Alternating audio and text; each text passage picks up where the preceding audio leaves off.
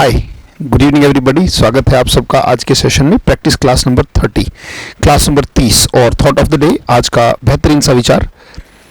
Eldhose Huxley ने कहा कि experience is not what happens to a man, it is, experience वो नहीं होता जो व्यक्ति के साथ घटित होता है, it is what a man does with what happens to him. यानी कि अनुभव वो नहीं होता जो व्यक्ति के साथ घटित होता है, बल्कि उसमें अपनी प्रतिक्रिया कैसी देता है। राइट, हक्सली क्या कहते हैं कि अनुभव वो नहीं होता जो व्यक्ति के साथ घटित होता है, ये वो होता है जो व्यक्ति तब करता है जो उसके साथ घटित हुआ हो, उस समय वो क्या करता है, मतलब क्या प्रतिक्रिया देता है। क्रिया होनी निश्चित है, जब जीवन होगी तो प्रतिक्रिया आपकी क्या रहती है। It is how we respond that makes all the difference. ये वो प्रतिक्रिया है जो हर डिफरेंस को लेके आती है। जैसे ये वही एक स्टेटमेंट है कि जिन परिस्थितियों में व्यक्ति खुद को तोड़ लेते हैं, उन्हीं परिस्थितियों में लोग रिकॉर्ड तोड़ देते हैं। अब डिपेंड करता है कि आपके अंदर कैसा स्वभाव आपका है, आपके अंदर कौन सी मैग्नेट है। क्या आपके अंदर ऐसा है कि आप अपने आप को तोड़ लेते हैं, और या फिर ऐसा है कि आप उस फेलियर से प्रेरणा लेके आप रिकॉर्ड तोड़ देते हैं। यही सारी बातें, और अपना ही रिकॉर्ड तोड़ना होता है। अपना मतलब जो आज है वो कल से बेहतर होना चाहिए। माई today should be better than yesterday. यही एकमात्र रास्ता है चीज़ों को इंप्रूव करने का। तो हक्सली कहते हैं कि अनुभव वो नहीं है कि जो आपके साथ घटित होता है। जैसे फॉर एग्जांपल आपने कोई टेस्ट दिया, आप एग्जाम का टेस्ट दे रहे हैं, टेस्ट सीरीज में मान लीजिए स्कोर अभी नहीं बढ़ रहा है, तो स्कोर नहीं बढ़ रहा है तो क्या हुआ, मेरा नेगेटिव फीडबैक है, नेगेटिव हो रहा है मन, पर ये आपके साथ घटित हो रहा है। पर इसमें प्रतिक्रिया आप क्या दे रहे हो। क्या इसका नेगेटिव का होने का मतलब ये है कि अब ये हमेशा ही नेगेटिव रहेगा, ये स्कोर अब कभी नहीं बढ़ेगा, पता नहीं भगवान मेरे पीछे, ये सब फालतू की बातें, भगवान मेरे पीछे क्यों पड़ा है, बिल्कुल नहीं आनी चाहिए।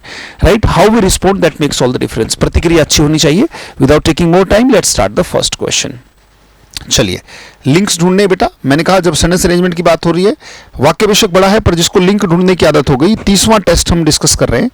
राइट, और लिंक ढूंढने की आदत है, तो मैंने कहा देखो इसमें लिंक साफ मिलेगा।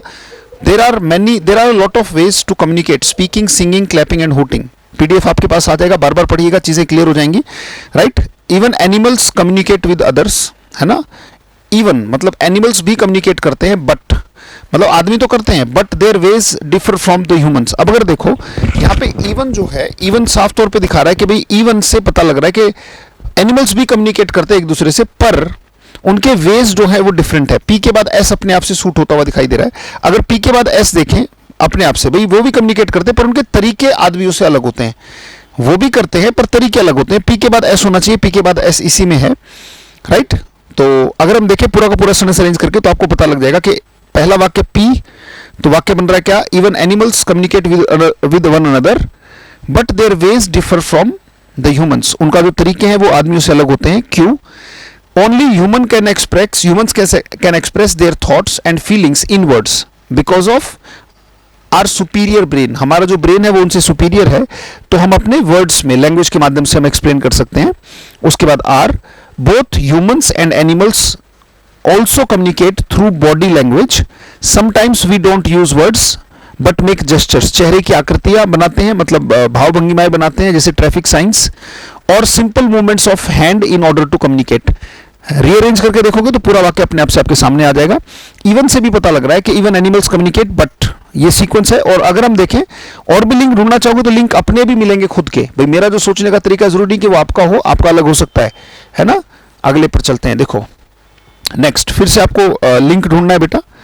ढूंढो जरा लिंक, कैसे मिलेगा। Country in the world, PQRS ढूंढना है। Celebrated as here festivals are. देखो हमें ये पता है कि आर के बाद सेलिब्रेटेड आएगा, है ना, पैसिव। जब बी के बाद थर्ड फॉर्म आती तो आर के बाद थर्ड आएगा। पक्का हो गया कि आर के बाद क्यू आएगा, ये क्लियर है। आर के बाद क्यू किस में है, आर के बाद क्यू इसमें, किसी और में है, इसमें भी आ रहा है। राइट, तो क्या एस पहला वाक्य हो सकता है। Much possessions as in many, नहीं, ये पहला वाक्य नहीं हो सकता, तो ये तो होगा नहीं, इसका मतलब आंसर ये होगा।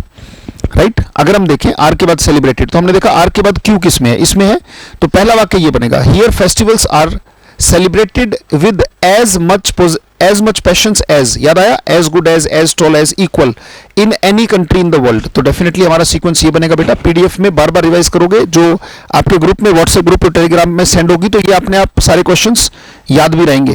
क्लूज ढूंढे और क्वेश्चन को सॉल्व किया, आगे बढ़ गए। The Olympics start. अब देखो कई बार क्या करता है एग्जामिनर, आपको कंफ्यूज करने के लिए चीजों को कैसे तोड़ता है। देखो द ओलंपिक्स स्टार्ट क्या होता है, start with the arrival, S should be the first वाक्य। ये लो भाई, ओलंपिक स्टार्ट होते हैं इस चीज के साथ, विद द अराइवल ऑफ आगे होना चाहिए था, with the arrival of a torch in the stadium, पहले ऑफ द टॉर्च आएगा, इन द स्टेडियम आएगा, इनके एस के बाद क्यू आना चाहिए। Okay, P should be the first वाक्य, गड़बड़ हो गई, P should be the first वाक्य और उसके बाद एस आएगा। हाँ, पहला पी है, पी क्यू आर एस पूरा ही ढूंढना है, मैंने सोचा फर्स्ट गिवन है जैसे हम पहले कर रहे थे, नहीं थोड़ा सा अलग है, सारा ढूंढना है हमें। ओलंपिक स्टार्ट, ठीक है, ओलंपिक स्टार्ट होते हैं, कैसे स्टार्ट होते हैं कोई भी चीज, तो पी के बाद एस आ रहा है, पी के बाद एस इसी में है। फिर से देखो, Olympic start with the arrival of a torch, और ऑफ अ टॉर्च जिसमें है in the stadium of a torch, Q और R, lighted on mount Olympus by sun's rays, ये आपका सीक्वेंस होगा, इसका मतलब C should be the answer. बेटा रीअरेंज करके देख लेंगे जब आपके पास पीडीएफ होगी। आंसर्स एरर ढूंढने का जल्दी से बेटा, विदाउट टेकिंग मोर टाइम, साथ साथ चलते रहेंगे। इफ यू विल, हमें पता है कि इफ उन 11 वर्ड्स में से है या उन कंडीशनल सेंटेंसेस में से है जो अपने बाद विल नहीं लेते, तो इफ के बाद विल का आना गलत है, तो इफ यू विल गो या if you go. If you go to market you will bring some sweets for me. Number 5, आंखों को देखते ही आंसर आना चाहिए बेटा, right. You need not worry as long as my father is not alive. You need not worry मतलब आपको चिंता करने की जरूरत नहीं जब तक मेरे पापा अलाइव नहीं है। कितना नॉनसेंस सेंटेंस है, राइट। आप खुद से पढ़ोगे तो खुद से नॉनसेंस लगेगा, आपको चिंता करने की जरूरत नहीं है जब तक मेरे पापा जिंदा हैं। नॉट एरर है यहाँ पे, नॉट नहीं आएगा। जब तक मेरे पापा जिंदा हैं तब तक आपको टेंशन लेने की जरूरत नहीं है। If you go to market होगा पहले में, दूसरे में you need not worry as long as my father is alive, क्योंकि इज नॉट अलाइव तो नॉनसेंस होगा ना कि भाई जब तक मेरे पापा अलाइव नहीं है। Next, as far as I do not think, जहां तक मैं नहीं सोचता हूं। फिर वाक्य कहीं क्यों रहे हो अगर नहीं सोचते हो, राइट। वाक्य देखो, महसूस करो, खुद से खुद ब खुद पता लगेगा कि वाक्य यहां पे नॉनसेंस है बेटा। As far as I don't think नहीं, as far as I think, जहां तक मैं सोचता हूं, राइट। वाक्य खुद पता लग रहा है भाई, यही कहते हैं भाई जहां तक मेरी सोच है। As far as I think he will surely pass this exam, जहां तक मैं सोचता हूं वो एग्जाम को पास कर लेगा। Number 7, he is not a good poet nor a good writer, right. अब कुछ बच्चे सोचेंगे, उनके सोचने का तरीका ये होगा कि भाई नॉर आ गया तो यहां पे नीदर होना चाहिए बेटा, भाषा उल्टी नहीं चलती। ही is not a good poet, इतना वाक्य सही है, इतना वाक्य बिल्कुल सही, ही is not a good poet, ये वाक्य होता है। जब आगे नॉट आ चुका है तो याद रखना बेटा, फिर नॉट नहीं आता हम और लगा देंगे, दैट्स इट, इतना ही है। हम ये नहीं कि नॉर को देख के हम यहाँ पे नीदर लगाएंगे, ऐसा बिल्कुल नहीं करेंगे।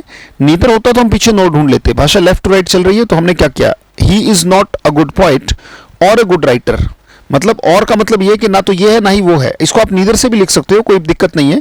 He is neither a good poet nor a good writer, पर जब आगे नॉट कह चुके तो नॉट के बाद नॉर वर्ड नहीं आता, डबलिंग इंग्लिश में नहीं होती। तो नॉट कह दिया तो नेवर, राइट। और अगर नेवर भी होता तो भी और ही आता। अगर यहां पे नेवर कह दें, जैसे मान लीजिए अगर मैं कहूं ही हैज नेवर विजिटेड और सॉरी नॉर लिख देते हैं गलत करने के लिए, he has never visited nor come to his house, मान लो ऐसा कोई वाक्य है। तो यहां पे जब नेवर आ गया बेटा, नेवर के बाद भी डबलिंग नहीं होगी। नीदर होता है तो नॉर फिक्स होता है वो, उसमें तो कोई बदल नहीं सकते आप। यहां पे क्या कहोगे, और आएगा। नेक्स्ट बेटा नंबर 8, क्वेश्चंस पे ध्यान देना है। जब जैसे ही आंखें आए तुरंत आंसर आना चाहिए दिमाग में। She is so intelligent as everybody respects, वो इतनी इंटेलिजेंट है कि सब उसका सम्मान करते हैं। सब उसका सम्मान करती है, किसका कॉन्सिक्वेंस है इंटेलिजेंट होने का, तो एडवर्ब ऑफ कॉन्सिक्वेंस बेटा। यहां पे सो और दैट, जैसे she is so weak that she can not walk, है ना, तो ये प्रभाव है, तो डेफिनेटली सो एज नहीं होगा, क्या होगा, सो दैट। नेक्स्ट बेटा, आई आस्क्ड माई असिस्टेंट, सोचो आंखों से आंसर देने की कोशिश करो बेटा। I asked my assistant that bring a chair and my mobile, ये वही तो है बेटा। आस्क्ड की जगह अगर हम ऑर्डर लिख दे डायरेक्ट इनडायरेक्ट स्पीच में, अगर मैं इस वाक्य को ऐसे लिख दूं, आई ऑर्डर्ड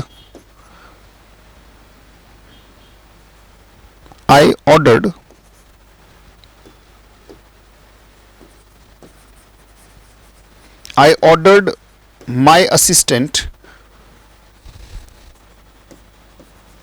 दैट नहीं आएगा, टू आएगा, टू ब्रिंग, तो उसी की जगह क्या आ गया, दैट लगा रखा है इन्होंने। ये वही सेंटेंस है बेटा। I asked my assistant to bring a chair and my mobile, मैंने अपने सहायक को बोला कि भाई मेरी चेयर और मोबाइल ले आओ, है ना। नरेशन में भी करते हैं, पता लग जाता है। She purchased a new car so I did, महसूस करो बेटा, सारी बातें पड़ी हुई हैं। She purchased a new car so I did. Inversion के केस में ऐसे नहीं लिखते बेटा, हमें पता है कि सो आई डिड नहीं होगा, वाक्य बनेगा सो डिड आई, और फुल स्टॉप ही रहेगा। कहते भाई उसने एक नई कार खरीदी और मैंने भी। सो डिड आई, ना कि सो आई डिड। एडवर्ब में हम इसको पढ़ते हैं, इन्वर्जन का केस है। नेक्स्ट बेटा, not only does he sing well, not only आगे आया तो डज भी आगे आ गया। Not only does he sing well but also dances well. इसमें क्या दिक्कत है? वो अच्छा गाता ही नहीं है बल्कि अच्छा डांस भी करता है। Not only does he sing well but also dances well, no error है बेटा, इस वाक्य में कोई गलती नहीं है। बट ऑल्सो के बाद वर्ब की फिफ्थ फॉर्म अगर देखें तो यहां भी वर्ब की फिफ्थ फॉर्म है, यानी कि डज, डज डू की फिफ्थ फॉर्म है। सेम वर्ब है और सेम पार्ट ऑफ स्पीच या सेम चीजें वहां पे फॉलो कर रही हैं। ठीक है, सेम चीज होनी चाहिए, सेम चीज है भी। हैड ही इनवाइटेड, वाक्य बड़ा गजब का, हैड ही इनवाइटेड मी। हमें ये पता है कि हैड इनवाइटेड कैसे बनाया, कि हैड आगे आया और इफ कट गया। इफ ही हैड इनवाइटेड मी, यही वाक्य रहा होगा। If he had invited me, had आगे गया तो इफ कट गया, पर जब आगे इफ है, हमें पता है कि बेशक से हट गया है, पर इफ तो इस वाक्य में है ना बेटा, तो देन कैसे आएगा? कॉमा आएगा। वाक्य बनेगा if he had invited me I would have come to join the party. अगर वो मुझे इनवाइट करता तो मैं पार्टी ज्वाइन करने के लिए आ जाता। नंबर 13, सोचो बेटा, देखते ही आंसर आना चाहिए, ज्यादा समय नहीं। और practice makes a man perfect, perfection के लिए सी शीट आपके पास ग्रुप में पहुंची जाएगी, पीडीएफ टेलीग्राम ग्रुप में और व्हाट्सएप ग्रुप्स में आ जाएगी। He has been working for 10 hours but he is tired. वो 10 घंटे से काम कर रहा है, कोई 10 घंटे से काम कर रहा है बेटा, तो बेटा 10 घंटे से काम कर रहा है तो फिर बट, या तो होता but he is not tired, बात उल्टी होती, तो यहां पे बट नहीं होना चाहिए, एंड होना चाहिए, क्योंकि वाक्य का फ्लो सेम है। वो 10 घंटे से काम कर रहा है और थका हुआ है। पर अगर होता, ये भी कह सकते हो he has been working for 10 hours but he is not tired, यानी कि बात घुमा देते तो बात ठीक हो जाती। तो यहां पे बेटा एंड आएगा बट की जगह। देखो जल्दी जल्दी क्वेश्चंस को करेंगे तो उससे फायदा ये है कि बेटा एग्जाम की स्पीड हमारी तैयार हो जाएगी। I asked him that he would join our party. I asked him, मैंने उससे पूछा, ही वुड ज्वाइन, क्या वो हमारी पार्टी को ज्वाइन करेगा? इफ या वेदर, दोनों में से कुछ भी लगाओ। जो बच्चे नरेशन कर चुके हैं वो जानते हैं कि जब आस्क आ गया तो फिर दैट का, हाँ टोल्ड होता ना कि he told me that, told अगर होता तो फिर हम दैट ठीक था, अभी तो आस्क्ड है तो क्या आएगा? I asked him if he would join our party, if या वेदर आएगा बेटा। Number 15, the patient had died after the doctor came. The patient had died, had third, after का मतलब होता है, बिल्कुल दिमाग में आ गया ना, राइट, बाद में, तो डेफिनेटली इसके बाद वो चीज आती है। तो पहले तो डॉक्टर मर गया होगा ना, आफ्टर सॉरी पहले तो पेशेंट मर गया होगा ना। वैसे हम क्लास में डॉक्टर को ही मारते हैं, राइट, जो बच्चे पढ़े हुए वो जानते हैं, इसीलिए बार बार डॉक्टर की बात हो रही है, तो खैर कोई बात नहीं। The patient had died after the doctor केम। क्या आपको नहीं लगता कि यहां पे आफ्टर नहीं, यहां पे क्या आना चाहिए बेटा? Before the doctor came, right, before the doctor केम, क्योंकि पेशेंट हैड डाइड, आफ्टर नहीं आएगा, यहां पे क्या आएगा? बिफोर द डॉक्टर केम। तो डॉक्टर के आने से पहले पेशेंट मर गया, तो आफ्टर गलत है यहां पे क्या आएगा? बिफोर, क्योंकि बिफोर के बाद वो काम होता है जो बाद में हुआ हो। नेक्स्ट, सोच लीजिएगा, कोई दिक्कत हो तो बेशक you can talk to me. पीविश के बारे में, फाइंड द सेम मीनिंग, थोड़ा ऊपर नीचे कोई दिक्कत नहीं है, हमें बताना है कि भाई पीविश का मतलब विविड है, वार्निंग है, इरिटेबल है या ग्लूमी है। पीविश का मतलब होता है चिड़चिड़ा किस्म का, बहुत ज्यादा चिड़चिड़ा, इरिटेटेड, बड़ा ही चिड़चिड़ा किस्म का जो व्यक्ति होता है। विविड का मतलब होता है बेटा जैसे विविड नॉलेज, क्लियर, चमकीली, दैट इज कॉल्ड विविड, बहुत बेहतरीन। वॉरिंग, राइट, वॉरिंग का मतलब हो गया हमेशा युद्ध के लिए आतुर, क्वारलसम किस्म का व्यक्ति, all the time fighting, quarrelling. Irritable is the best answer, क्योंकि इरिटेबल भी होता है चिड़चिड़ा, छोटी छोटी बात पे चिड़चिड़ा जाए। और ग्लूमी होता है उदास, उदास या फिर अंधेरे से भरा हुआ, दैट इज कॉल्ड ग्लूमी। तो पीविश का मतलब बेटा इरिटेबल होता है, this is the same meaning, same best meaning, तो सी इज द आंसर। नेक्स्ट बेटा, देखते ही आंसर आना चाहिए। रैम्पेंट का मतलब आपके हिसाब से क्या है? सोचो बेटा, आंखें आते ही, बिल्कुल एग्जाम में इतना टाइम नहीं होगा, इसीलिए मैं ज्यादा समय नहीं दे रहा हूं, प्रैक्टिस का मतलब ही है, बातें भी नहीं करनी है फालतू इधर उधर की, और हमें सिर्फ क्वेश्चंस पे ध्यान देना है। देखो ध्यान से, क्योंकि it is how we respond, आपका रिस्पॉन्स ही तो सुधारना है, राइट। एक्सपीरियंस का मतलब हम उसमें कैसे रिस्पॉन्ड करते हैं, तो रिस्पॉन्स होता है रैम्पेंट। जैसे मैं अगर कहूं कि कोविड इज रैम्पेंट, रेवेजिंग होता है बर्बाद करने वाला, डिस्ट्रॉइंग। लिविड का मतलब होता है बहुत ज्यादा गुस्से में, angry, extremely angry is called levied बेटा। कंटाजियस जो छूत की बीमारी होती है, जो छूने से फैलती है, छूत की बीमारी, राइट, जो छूने से फैलती है एक दूसरे से व्यक्ति से। संक्रामक जिसे कहते हैं, संक्रमण से जो फैलती है, कंटाजियस। रैम्पेंट का मतलब वाइड स्प्रेड होता है बेटा, दूर तक फैला हुआ, दूर तक फैला हुआ, दैट इज कॉल्ड रैम्पेंट। जैसे अगर मैं कहूं फियर इज रैम्पेंट, इसका मतलब फियर इज वाइड स्प्रेड। कहीं पे हिंसा हो जाती है तो लोग घरों से निकलना बंद कर देते हैं, तो कैंडल मार्च वगैरह या झंडा लेके आर्मी निकलती है कि भाई डरो मत, हम हैं। वाइड स्प्रेड, दूर तक फैला हुआ। रिडंडेंट, रिडंडेंट का सिनोनिमस, रिडंडेंट का मतलब होता है बेटा इतना ज्यादा। इर्कसम तो हो गया जो छोटी छोटी बात पे झल्ला जाए, इर्कसम का मतलब थोड़ी थोड़ी बात पे झल्ला जाने वाला, इरिटेट होने वाला, राइट। सो रिडंडेंट इतना ज्यादा इस्तेमाल हुआ कि आवश्यकता से अधिक लगता है, सुपरफ्लुअस। रिडंडेंट माने रिपीटेटिव, एक्सेसिवली रिपीटेटिव, इतना ज्यादा रिपीट हो गया कि अब वो चीज बोर करती है, दैट इज कॉल्ड रिडंडेंट बेटा। इतनी ज्यादा जरूरत नहीं है, दैट इज कॉल्ड सुपरफ्लुअस। जैसे रिडंडेंट सॉरी, इतनी बार सॉरी बोल दिया जितनी बार बोलने की जरूरत नहीं थी, it means superfluous sorry. Superfluous is redundant. Next, trenchant,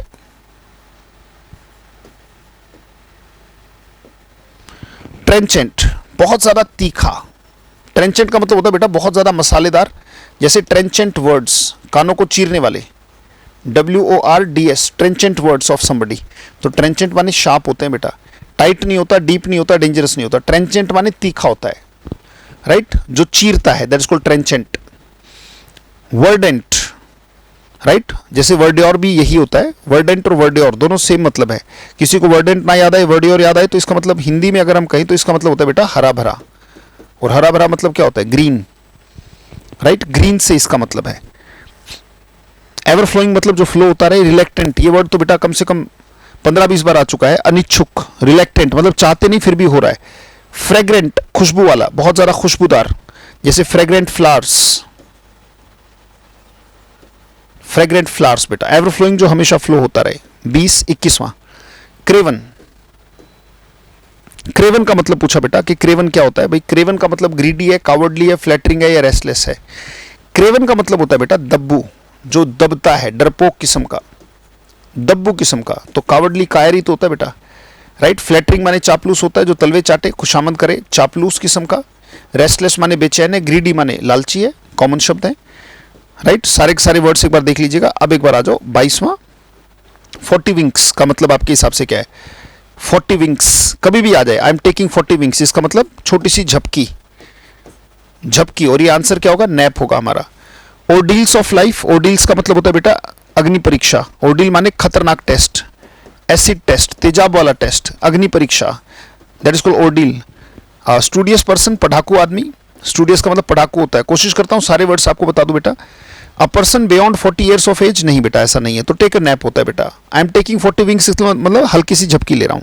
next, a close call.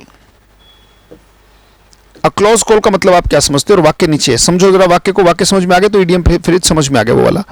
Close call और क्लोज शेव दोनों का मतलब सेम होता है बेटा। It was a close call, he would have died. ये क्लोज कॉल थी, वो मर गया होता, मर गया होता। इसका मतलब बाल बाल बचना, कि वो बाल बाल बचा, तो बाल बाल बचना होता है close call. It was a close shave, it was a close call, he would have died. अरे बहुत क्लोज कॉल थी, वो तो मरी गया होता। इसका मतलब हैड नियर मिस, इसका मतलब हम कह सकते हैं नियर मिस, नियर से ही मिस हुआ है, बाल बाल बचा है। ये क्लोज कॉल और क्लोज शेव होती है बेटा। नेक्स्ट, फील वंस पल्स का मतलब आप क्या समझते हैं? Feel one's pulse, I tried to feel his pulse, he is not interested.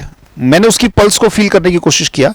Feel one's pulse का मतलब होता है ये जानने की कोशिश करना कि मन में क्या चल रहा है, कि उसके मन में क्या चल रहा है। This is called feel one's pulse, यानी कि try to find out what the other person is thinking. दूसरों के व्यक्ति के मतलब दूसरों के प्लान को रिवील करने की कोशिश करना, राइट। दूसरों के प्लान को जानने की कोशिश करना, उद्घाटित करने की कोशिश करना, जिसको feel one's pulse.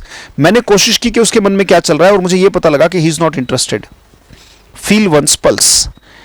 Fit to hold the candle का मतलब होता है बेटा इक्वल, कोई चीज जो बराबर होती है, this is called equal. He is not fit to hold the candle for his classmate, इसका मतलब he is not equal, he is not equal to his classmate. बेटा वो अपने क्लासमेट के बराबर नहीं है। Fit to hold the candle, जैसे मैंने कहा कि modern leaders are not fit to hold the candle for Swami Vivekananda, यानी कि they are not equal to Swami Vivekananda. Right, ये हमारा आज का सेशन रहा बेटा, और बहुत बेहतरीन सा सेशन हमारा, और इसको पीडीएफ के थ्रू बेटा याद रखना, सेशन कर लेना काफी नहीं है। आप टेलीग्राम चैनल पे, जिसका लिंक इस वीडियो के डिस्क्रिप्शन में, अगर ग्रुप ज्वाइन नहीं किया तो उसको ज्वाइन कर लो। वहां पे पीडीएफ जब तक 3-4 बार नहीं पढ़ोगे तो इस सेशन में आना बेकार है बेटा। वहां से पीडीएफ डाउनलोड कर लो और उस पीडीएफ को बार बार पढ़ो। एक बार फिर से थॉट ऑफ द डे के साथ हम इस सेशन को खत्म करेंगे। एक बार फिर से पढ़ो। राइट, एल्डोस हक्सली कहते हैं कि experience is not what happens to a man. अनुभव वो नहीं है जो एक आदमी के साथ घटित होता है। आपको लगेगा हाय कितना गलत हो गया। कई बार गलत होने वाली चीजें भी व्यक्ति के लिए सही हो जाती हैं। जैसे व्हाट्सएप बनाने वाले जो लोग थे उनको फेसबुक ने हायर नहीं किया। राइट, ट्विटर ने भी कहा कि भाई हमारे पास तुम्हारे लिए काम नहीं है, जो फेसबुक व्हाट्सएप के फाउंडर थे, जो कि उनके लिए अच्छा हुआ। फिर उन्होंने जब व्हाट्सएप को अपने लेवल पे प्रमोट किया, अपने लेवल से काम किया, तो देखो it was a great hit, है ना। तो कई बार क्या होता है कि अनुभव वो नहीं होता जो व्यक्ति के साथ घटित होता है। It is what a man does with what happens to him. Ratan Tata गए थे फोर्ड से सहायता मांगने के लिए कि भाई हमें भी बता दो कि छोटी कंपनी, छोटी कार कैसे, मतलब हम टेक्नोलॉजी लाए जो छोटी कार में सफल हो जाए। तो फोर्ड ने कहा तुम्हारे बस की बात नहीं, और मजाक उड़ा के रतन टाटा को वहां से निकाल दिया। आज के टाइम में टाटा ग्रुप बहुत बड़ा ग्रुप है और फोर्ड इंडिया में कहीं नहीं है। उस समय फोर्ड की बहुत गाड़ियां बिकती थी। तो खैर, आप कैसे प्रतिक्रिया देते हो, it is how we respond that makes all the differences. आप प्रतिक्रियाएं सारी ठीक रखो जीवन की, सब कुछ ठीक होने वाला है। राइट, जिंदगी में कुछ ना कुछ तो होता ही रहेगा, बट अपने रिस्पॉन्स को, अपने प्रतिक्रियाओं पर अपना कंट्रोल है। जीवन पर हमारा कोई कंट्रोल नहीं है, परिस्थितियों पर कंट्रोल नहीं है, पर मन कैसे उस पर रिस्पॉन्ड करेगा, कैसे प्रतिक्रिया देगा, उस पर हमेशा ध्यान रखा करो। बहुत बहुत धन्यवाद, थैंक यू, थैंक्स लॉट मुझे सुनने के लिए, टाइम देने के लिए। मिलेंगे आपसे अगले सेशन में। 30वां सेशन हुआ, 31 सेशन के साथ बेहतरीन सा एक और सेशन लेके हम आपके सामने होंगे। Thank you, thanks lot for practising, keep practising and don't stop. Thank you, thanks lot, take care.